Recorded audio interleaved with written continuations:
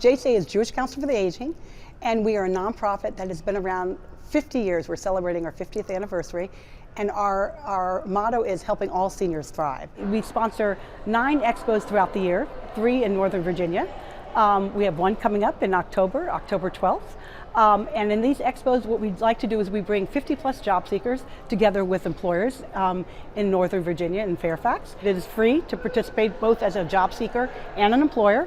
And all of our employers who participate, they have to come with at least 3 to 5 employment opportunities. And so we really kind of mesh the needs of our local employers and our job seekers and really engaging them and helping them find employment.